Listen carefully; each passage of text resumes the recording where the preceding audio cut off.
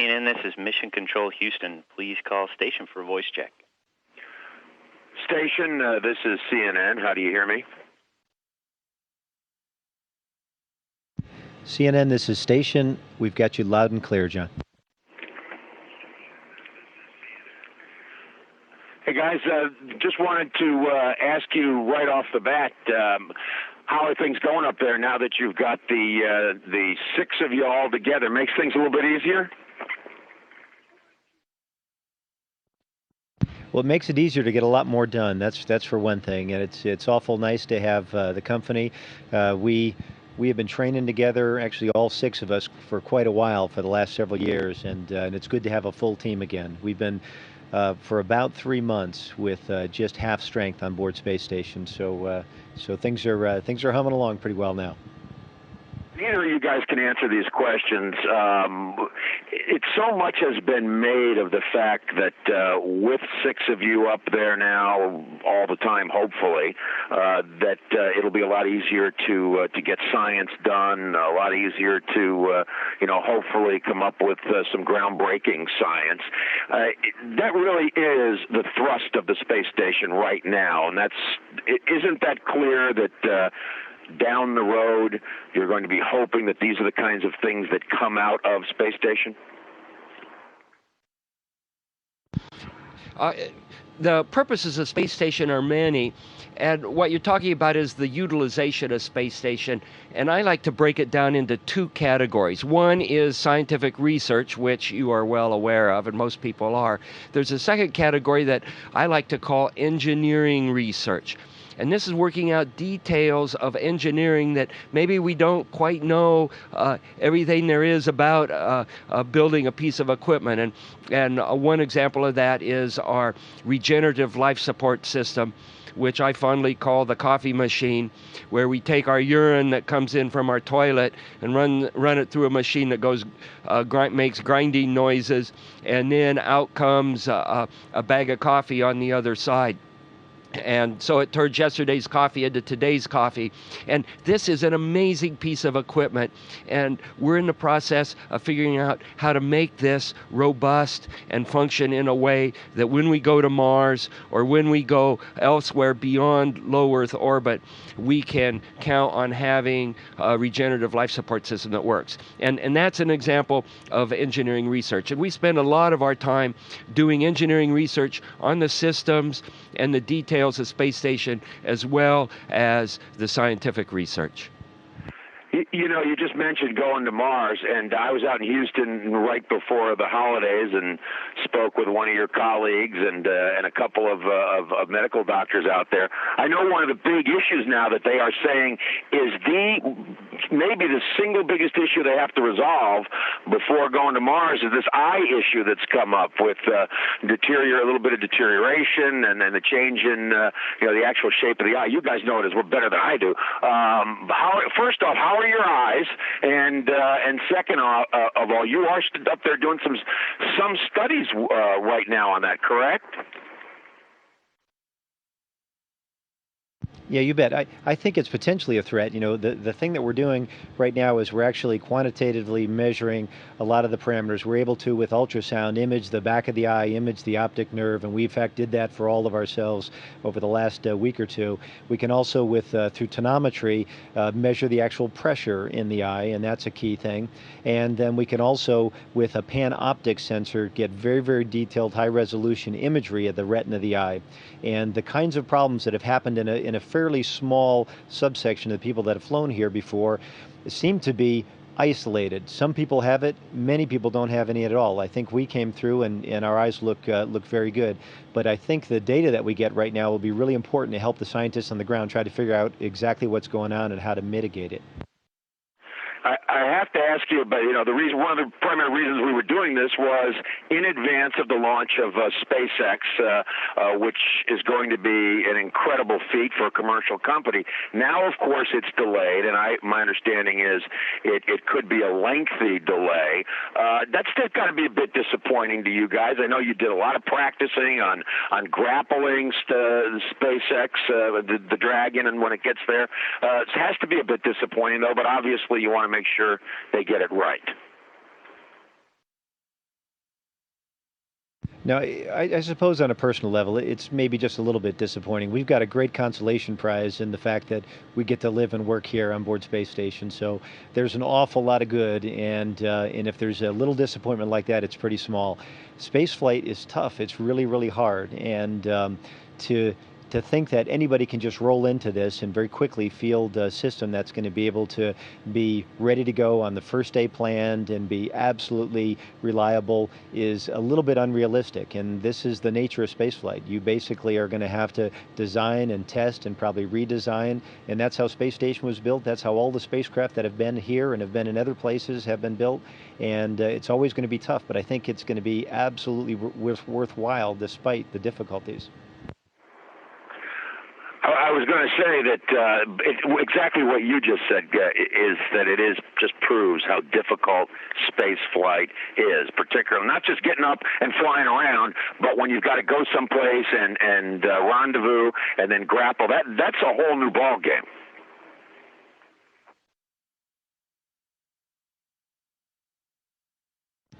Well, one of the unique things about SpaceX is it flies up like HTV and just gets close to space station, and then we kind of lasso it with the robotic arm and bring it in the last 10 meters and berth it to one of our docking ports. And this is a pretty sporting thing, particularly from space station operations from our viewpoint, and it's something that we spend a lot of time training for.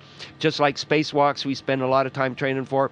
Maybe we do a spacewalk, maybe we don't, but we're prepared for the situation. I got a last couple quick questions for you. Space junk that's up there, it seems as if and maybe it's just me, but that you're more frequently having to either dodge it or, perhaps get into the escape vehicles. Is it disconcerting? Does something need to be done to address the growing amount of space junk that's up there? I understand there's a 3D movie out right now, or a new movie out, all about space junk that just came out, as a matter of fact. I think it's a big threat, and it's something that we need to be really cognizant of in the future. Everybody that operates in space needs to be very careful about the spacecraft that they have here. We need to be very responsible about it.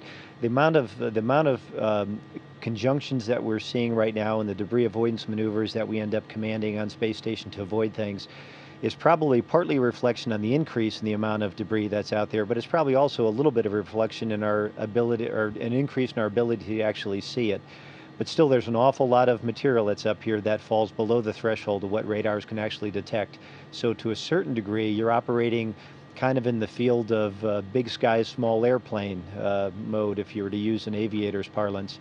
So I think it's really, really critical that we get the capability to monitor as best we can debris in orbit, that we basically design vehicles that when they're reach the end of their life either are deorbited and are designed with that capability, or are reboosted, deorbited upwards, for example. And we always have got to be ready in the unlikely but potentially catastrophic event that if we were to have a debris strike, we have to be able to be in a position where we can protect the space station and ourselves. Running out of time. 50th anniversary of John Glenn's flight coming up. Historic. You guys will be up there when it happens. How do you feel about where we've been, where we've come, where we need to go? Oh gosh,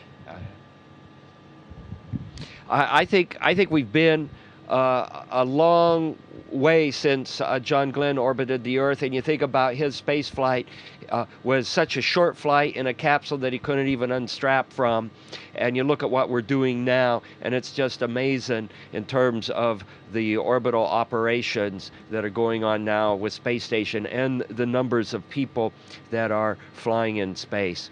And where it's going to go in the future, who knows? All I could say is stay tuned. Gentlemen, thank you so very much for your time. This is John Zarrella with CNN, and wrapping it up. Back to Houston. Station, this is Houston ACR. That concludes the CNN portion of the event. Please stand by for a voice check from the Associated Press. Station, this is the Associated Press. How do you hear me? Associated Press is at International Space Station. Welcome aboard, Marcia. We've got you loud and clear. Well, good morning, Commander Burbank, Dr. Pettit. Greetings from the Kennedy Space Center on a beautiful morning. I'd like to start off a little bit with SpaceX. Do you have any insight into when the launch might be and whether either of you will still be on board when that happens? I have not heard dates. I know that there have been some issues that have come up in testing. As much as we would personally enjoy the opportunity to actually get a chance to grapple and berth SpaceX, if that's not to be during our mission, then that's okay. We've got plenty of other things to occupy us and very rewarding things as well. But they'll fly when they're ready, and they'll fly when they need to. And whoever's here, whether it's us or the next crew, that crew is going to be ready as well. Well, could you put the flight in perspective for me, how you see its place in space history, the big picture of when it does happen?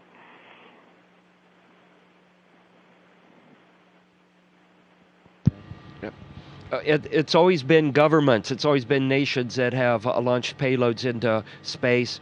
And so this will be one step in the long road to human expansion off of the planet, into low Earth orbit, and beyond. And how tricky will it be to snare the capsule? Is that something that's complicated or rather straightforward, just as if you were going to grab any satellite?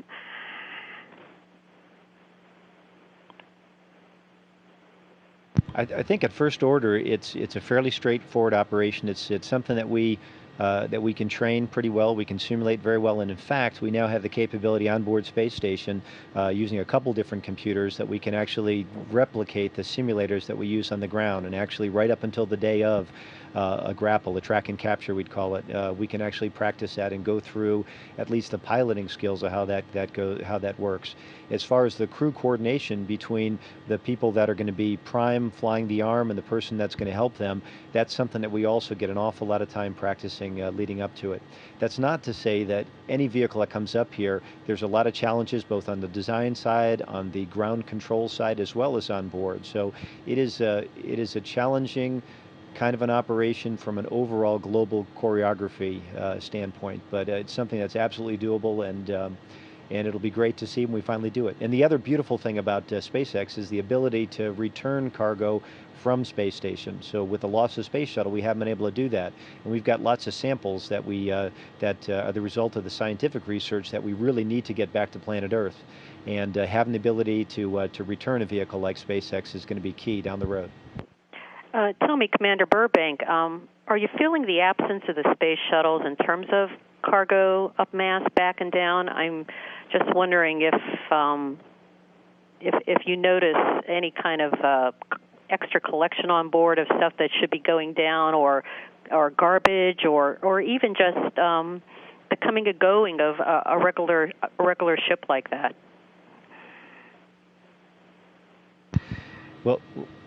Well, there's been some impact, certainly, and it would be disingenuous to say otherwise.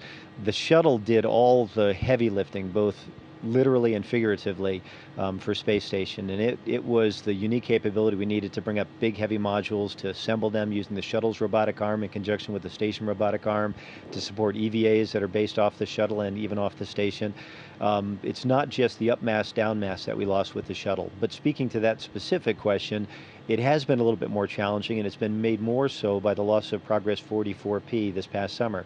But with that said, we're just now ready to undock Progress 45P here in a couple of days, and we managed to, amazingly, I don't know how we did it, but with the help of the Russian specialists and our Russian crews and all of us hunting down every little bit of trash that we could find on station, stow away almost everything that we had that needed to go back, that we needed to at least get rid of to make room for the operations you do on board. So I think we're getting by okay, but we need to have as much up mass and down mass capability as we can to support space station operations at the level we need it. Thank you. I'd like to ask you both about the golden anniversary next month of John Glenn's first flight. I heard you discussing the other day, Dr. Pettit, how Mr. Glenn inspired you to become an astronaut, and I'd like you to elaborate on that a little more, please, and you too, Commander Burbank. How has John Glenn's first flight shaped both of your lives? I know you were just a babe there, Commander Burbank, when that flight happened, but still, it must have shaped you in some way as a professional astronaut. Well, one thing that John Glenn's flight did was just show that this was reality, that space flight moved from science fiction to science fact. And there's one thing to dream as a little kid and as an adult. It's another thing to have real possibilities that you can actually plan and achieve. And one of the seminal things that John Glenn's flight did was show that space flight with humans is possible, and that we have a program that is ongoing, so that a kid growing up and being in school could say, I want to study hard and do math and science and take all the hard courses, so that when I pop out of school on the other end, I can become an astronaut. And I guess my answer to that would be all those early missions, and the one mission that stands out most in my mind was just before my 8th birthday, was the Apollo 11 moon landing, and that was a huge impact to me personally. And all my life I've been, I guess, what I'd call a space geek, or an amateur astronomer, somebody always interested in all things space. But it wasn't until I was already flying helicopters in the Coast Guard for quite a few years, and that it ever occurred to me to actually that this was something I could do. Even as an 8-year-old or a 10 or 12-year-old, I think I was maybe too much of a realist to think that becoming an astronaut was a possibility for me, which is probably a good lesson for a lot of kids right now. And I guess I would say that you have no idea what you're really capable of. Dr. Pettit, I was hoping you could also talk a little bit more about those red ball jet shoes of yours and that little recording of John Glenn describing his flight. How old were you then? And do you remember, do you have any recollection of the day that John Glenn became the first American in orbit?